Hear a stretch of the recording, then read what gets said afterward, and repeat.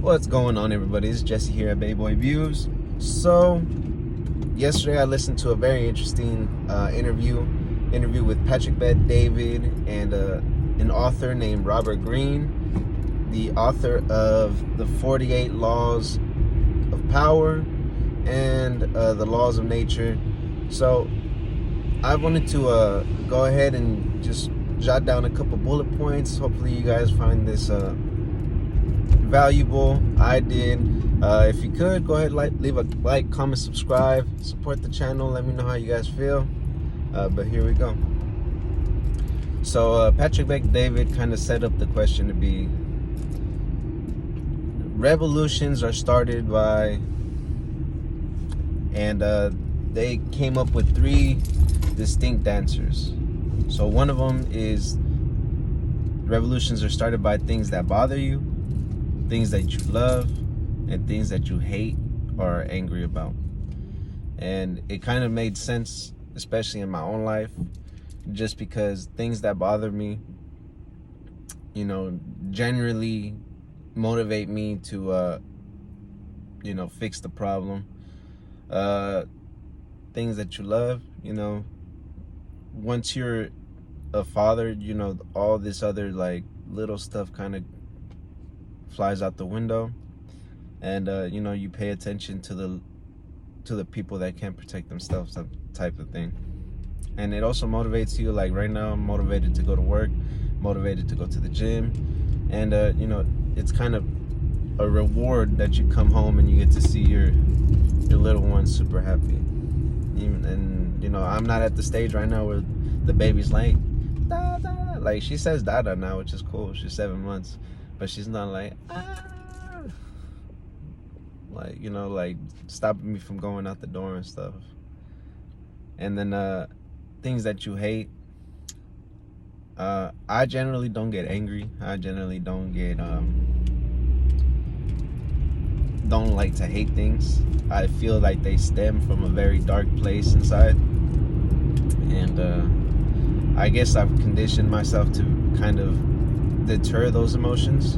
For the most part, I understand that a lot of people would be like, oh, just express your emotions.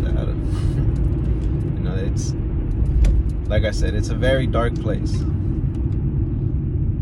And I feel like people that can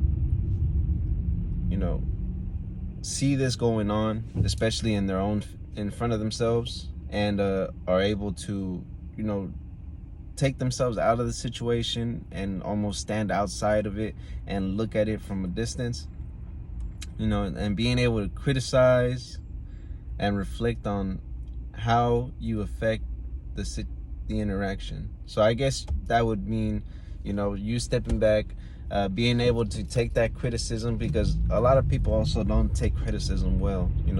I understand I was talking about hate, but this goes into the biggest narrative of all. So being able to be criticized and reflect on how that affected you and how it's going to affect your interaction. So, this is mostly about like being in business. When you're listening to these interviews, whether it's with Patrick Bet David or other people, that he usually goes into thorough depth that this is not for everyday life with loved ones. This is more for like work interaction, and a lot of business people took in this book and have gone miles with it. So take it for what it is. So being able to criticize, reflect on how you affect the interaction, I guess you would take that as being in a meeting with somebody, or getting to sit down by your boss. You could take their criticisms of like, say I'm a mechanic, like, oh, you forgot to reset an oil light fucking 4 months ago, and now we got a bad review from a customer 4 months ago, and we're just bringing it up now to remind you that you're not shit 4 months ago. So some people would probably be like, try to have some type of rebuttal, and just be like, oh, I did this not even that long ago. People don't care. They're just there to remind you that this happened, and this is what we're worried about right now. So in order for you to have a positive interaction with your boss or with somebody that is of superior rank than you, it'd be in your own best interest to not only evade your emotional reaction, but to pursue a good outcome. Okay, and then this kind of leaded into them talking about narcissism. So a narcissist, somebody that get your attention from what you achieved instead of getting it from someone else. So this is kind of like the solution that they were talking about. This isn't exactly the definition. So if we know what our narcissist is somebody that can't take accountability, somebody that will put the blame on somebody else, somebody that'll, more prone to gaslighting. And most of the time we see it and we don't even recognize it. And it'd be a good trait in order for you to be, mentally sane, to be able to recognize narcissistic behaviors. So get your attention from what you achieve instead of getting it from someone else. The cure to this is to not be in denial. So basically, narcissists will go in circles, telling lies, trying to put the blame on you. And I don't know if you watched those relationship videos, the ones where they have the couples trade phones. One of the persons gets caught, they're stuck in a lie, trying to swing it around. And these are traits of a narcissistic person, not taking accountability of what they did. So like I said, this is more business oriented. This is not personal relationship oriented. But a narcissist, instead of being in other people, instead of trying to get your attention from other people, that, let's say you're at work, you're at the water hole or whatever, like the water fountain, and you got Jimmy and Sean over there, and you're trying to get a row out of them, trying to get them to back you up on your narrative about how the boss is a piece of shit or something.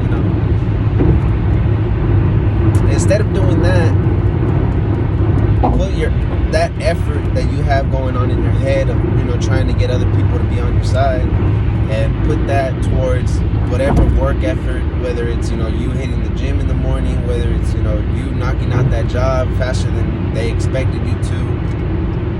Put that energy to good use instead of putting it into some type of negative intention. So hopefully this helps you guys out. I kind of already had this mindset, but I enjoy hearing it, and I wouldn't say backing me up on it, but to be able to have this checklist of things that I kind of took from that interview and from the guy that wrote the book, and kind of reflect on my own life and be able to, I wouldn't say feel validated, but be happy that, I'm not falling into these narcissistic behaviors. So another thing is that when you do narcissistic things, you kind of compare yourself to others, and you kind of end up being like the gossip person in the shop. And if you fall within this category, it'd probably be a good idea to self-reflect. But comparing yourself to others is another trait, and it's usually something that comes from you not having any kind of confidence within yourself, and you kind of project that onto other people. So you start naysaying people, you start acting as if you know something better than other people. And when you compare yourself to somebody, you usually find yourself to be inadequate. That's usually just normal human reaction. When you see somebody hopping out of their car and they got their 2022 Volvo, or they got their they show up in their Suzuki Dawao, or their kind of get that initial reaction where you're like, damn, like that could be me, but you know, I got my kid now, I can't ride my motorcycle no more, or you know, shit like that. And I guess what it usually is a cure, and I don't want to call it a cure, it's more like a behavioral change almost, because this is a normal human reaction. We all do this. So the normal behavioral change that you would want is something that also stems from a higher place like the Bible, and it is to open yourself up and to actually feel some type of joy for this person and to be happy for them. So I know that a lot of people already have this, like for me, it kind of doesn't come first nature. And I'm not trying to say I'm a hater or anything. I just kind of, say that it's cool. And then I feel that behavior where I'm just like, damn, what am I doing in my life that I'm not being able to do this, And I feel that it's natural. I don't let it consume me. I definitely don't project my insecurities onto other people because they don't deserve it. People work hard for the shit that they got, and I understood that a long time ago. So, but I have found myself unable to, show positive behavior towards somebody that has nice things, And I hate to say that I'm a hater. I don't want to say I'm a hater, but you know what? Just for the sake of the video and just for me. Just for me to not be in denial, let's say I'm a fucking hater, okay? But, there are another thing that also kind of stems from this type of narcissism, and it's the morality police. People that'll tell you that, this is not something that... So moral people calling out narcissists are usually the biggest narcissists themselves. And usually that's kind of on the head right there, especially if you're talking in a business atmosphere. You got the guy that was like, hey, we're supposed to show up at, blah, blah blah time. It was like, oh, you didn't know? I got the email 2 weeks ago. Like, that type of people, And, the morality police, we got them in the Democratic Party. We got them all over the motherfucking place. They're the people that kind of push morals onto you, and usually not the type of people to do what they're saying they do. So let me take an example. Somebody that I definitely do not like in this motherfucking 2024 presidential election, Gavin Newsom. Motherfucker goes and pronounces this whole motherfucking California state under lockdown. Nobody can be out. Don't be with your family. Sit the fuck at home. Watch TV, bitch. Then we catch him at a French Laundry, one of the nicest ones in California, with his motherfucking family, eating a steak dinner with no mask on. Alright? So, and then he goes on the news talking about, oh, I know what I did, blah, blah, blah. Fuck you, bro. Literally, people can't go into hospitals to go see their sick family members. Fuck you. Anyways, as you can see, the morality police. Moral people are not willing to put in the work. So, when somebody feels that they come from a moral place, instead of being the type of person that puts their effort into what they do, they're usually the type of people to cry about it and to be like, oh, blah, blah, blah. I didn't have the same opportunity. I didn't have the same upbringing. I didn't have the same blah, blah. Shut the fuck up. All right? Put in the work. You might not be where Bob is at, but you're not that fucking far away. If you don't reflect on yourself, and if you don't reflect on being in accordance with progressing, then you're just going to be stuck in the same place. And that's something that a lot of people look at, and it becomes a mindset. So the mindset thing is where it's mind over matter. If things stop mattering, or it matters so much in here, and you don't have anything going on here, nothing's gonna happen. You're not going anywhere. Honestly, this stems from privilege. Okay, so when people have some type of privilege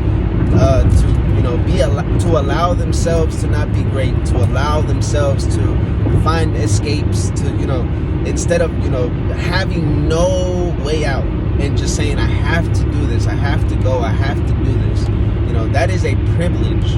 And I think 50 Cent says it best. I think that depression is a privilege. We're allowed to be depressed because a motherfucker that needs money to go and feed their family will be depressed at their job but not feel a fucking thing, and they'll be out there grinding hard. So I hope that opens up a little bit for you. It definitely opened up a lot for me right there.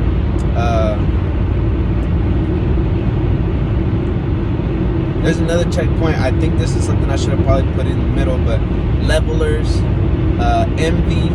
So, narcissism stems from envy. Somebody that, like I said, can't be happy for somebody else. To feel less than someone else. I think we covered this already, but, I just wanted to hopefully give this information to you guys. Hopefully this can help you in your day-to-day, at least as a refresher. Hopefully today you guys go into work, you guys feel happy for somebody, you go in, it's somebody's birthday or something like that, or a person that you don't like, you see them doing something good, just give them like a pat on the back or whatever. Break these little cycles. Go out, do the work, be happy, and